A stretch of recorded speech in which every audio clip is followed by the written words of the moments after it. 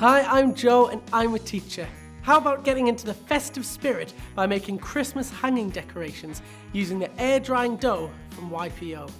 To make the hanging decorations, you'll need air drying dough, a rolling pin, Christmas cookie cutters, paint, paint brushes, a paint palette, PVA glue, glitter, scissors, and Christmas ribbon or metallic jumbo cords to hang.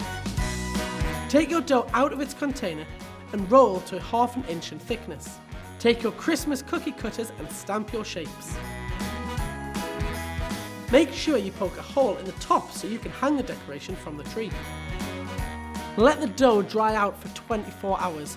Once it is dry, you can decorate it with paint, glitter, or both.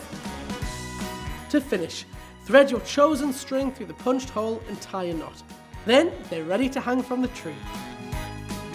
Whether it be bright and colourful or full of Christmassy glitter, these air drying dough decorations are a real crowd pleaser for all ages.